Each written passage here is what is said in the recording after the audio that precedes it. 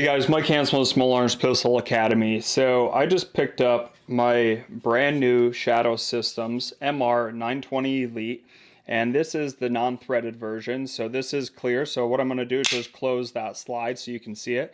You do have the option of having a threaded barrel or non-threaded. I went with non-threaded because I'm not going to add like a compensator or anything to it. So this is going to be perfect for my new EDC. Now, what I wanted to do a video on is actually mounting an optic. So we'll set that back down. And the optic I'm going to be utilizing is the Holosun. It's a 507C. And I'm going to put this right on top of there. Now, one reason I'm really excited and I wanted to do a video on this is I'll bring this over. You can see the back of the slide right here. It actually has a cover plate.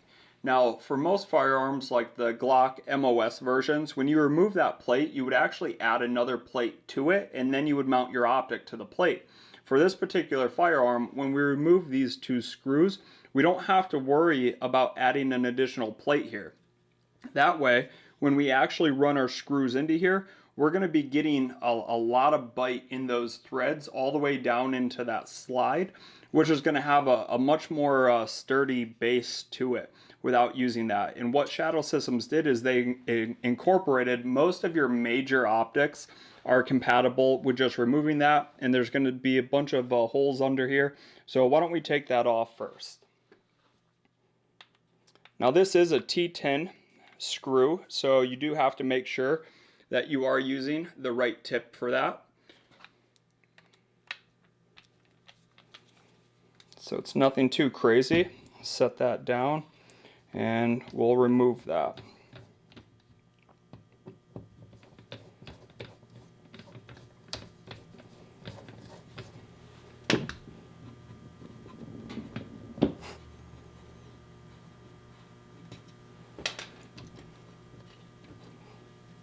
All right, so I'll bring that back over so you can actually see what it looks like once I remove it.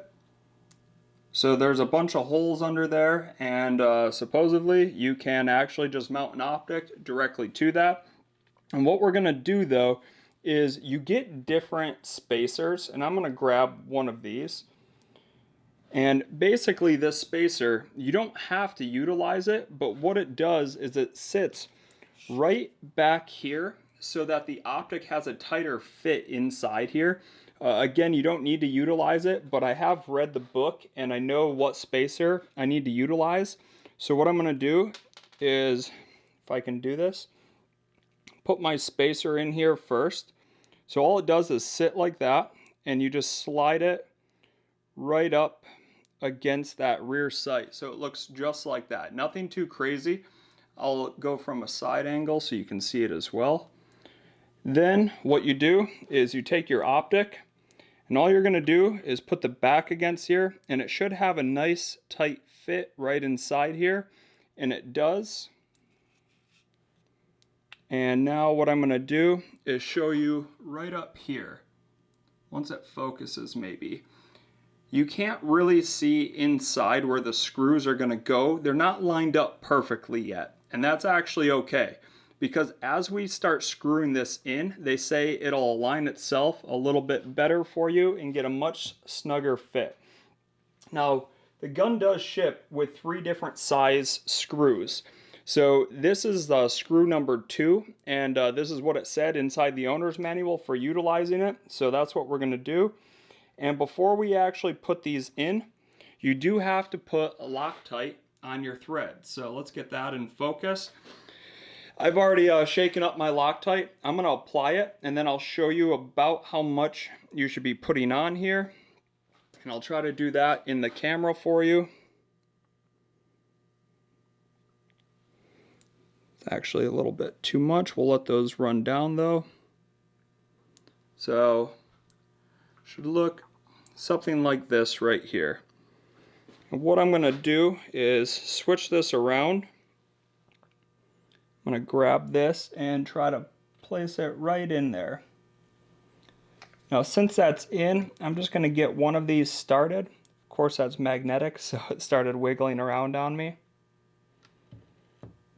One of the biggest things when you go to do this is you want to make sure you have a screwdriver that actually is a torque screwdriver, so you don't put too much tension on here or too little tension and it eventually moves around on you. And I'm going to do the same thing with this screw next. Just get them started and then I'll actually torque them down. Now the book says for your torque settings you can go anywhere between 10 and 20 pounds. So what we're going to do is set it at about 18. That's what I've used in the past and I've always been a fan of it.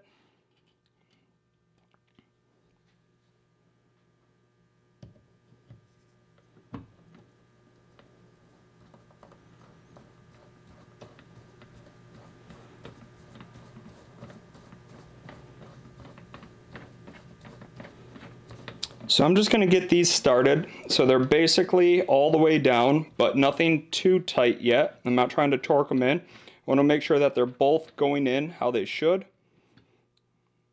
And then I'll ease in one at a time.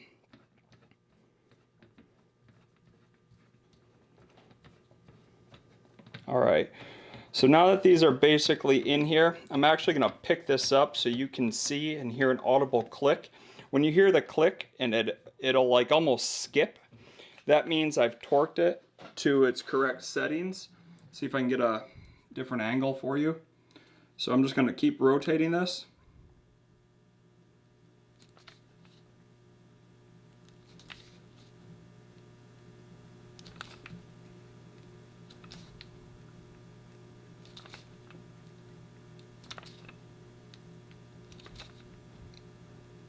Again, we're going to go back and forth for these so they both go down how they should.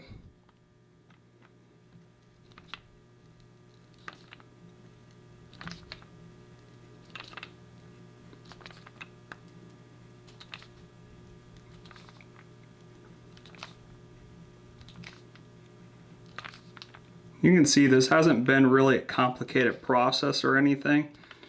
We almost have it where it's going to start clicking over, meaning we have hit our torque.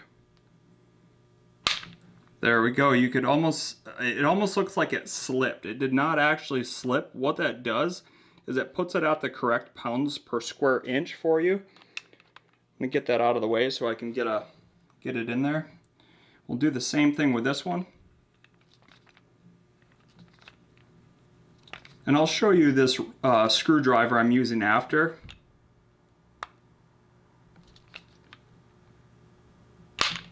There we go. So they're both set at 18, and that's all you have to do to mount your Optic.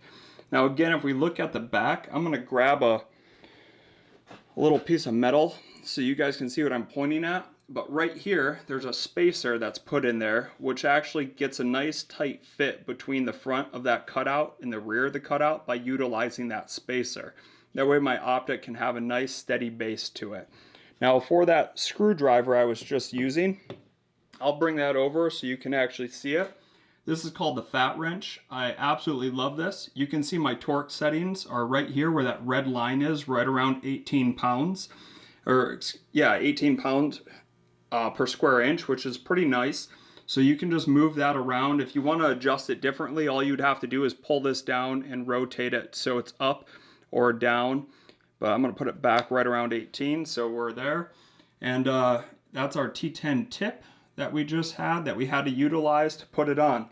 So since we have that mounted, the next thing that we're going to actually mount on it is our Streamlight TRL-1HL flashlight. I'm a big fan of this flashlight. I have it on all of my other firearms, so I like to keep things, you know, compatible. Whether I'm running my Glock, I'm running this, I have my Smith & Wesson, whatever firearm I happen to be carrying, I want to make sure that I'm familiar with the controls. So for this one here, if I press down on my switch, you'll see the light turns on.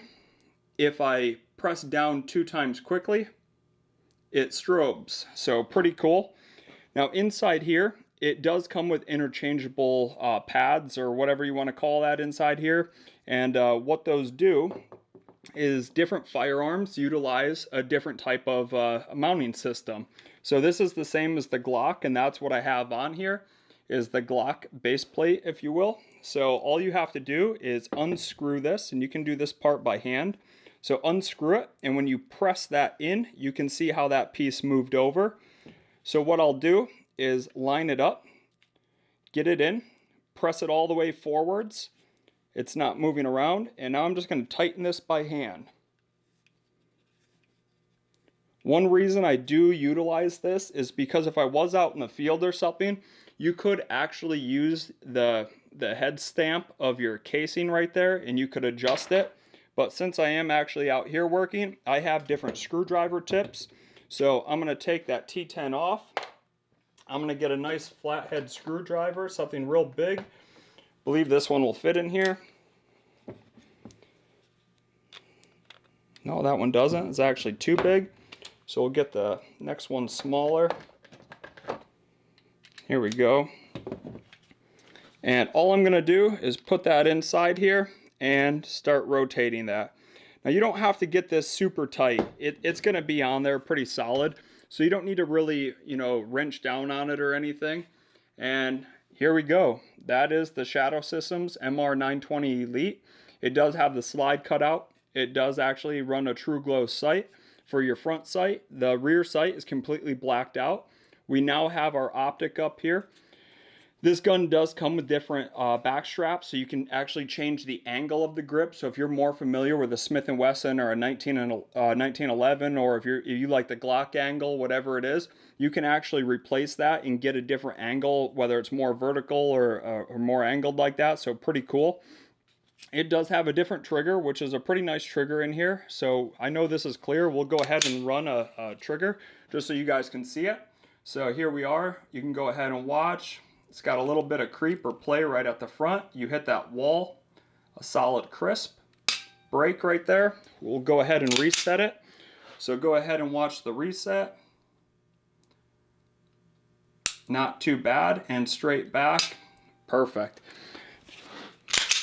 Overall, I'm pretty excited for this gun. I have not shot it. This is right out of the box. Wanted to get everything mounted. We're going to let this sit for a while and see what happens. So this might be too bright, but I'll see if you guys can see what the optic actually looks like. So you can see that red dot. It's going to be hard for the camera to actually focus. On the side of the actual optic itself, you can increase your brightness or decrease that brightness. So what I'm going to do is see if we can put it in here so we can see it again. There we go. Now you can see it is decreasing. And if I hit the other button, we should be able to increase it. Let's see if we can find it. There it is. Now, one reason I did go with this optic too, it's going to be real hard to do, but if you hold down on this negative button here to decrease your actual brightness, you can change what the optic looks like. So let me really dim that. Alright, so I don't know if you guys will really be able to see it, but it's actually a circle. If we could get it to focus in here the right way.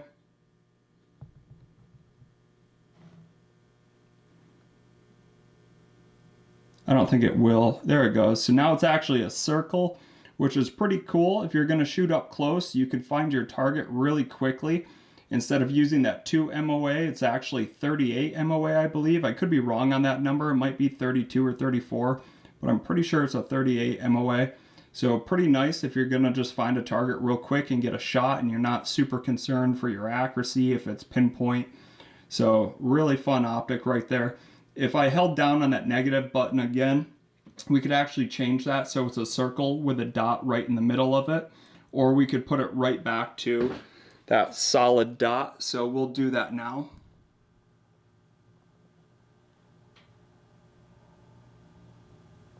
Alright, so now we're just running a dot, and we'll get that in focus for you. There you go. Nice fine dot right there of 2 MOA, so very easy to still shoot with it. Again, if it's brighter outside, you could always make it brighter. And one of the Holosun features is, of course, it does have a solar panel on it, so that you can utilize the sun if your battery is dead. But it does have a battery life of 50,000 hours, so not too bad right here.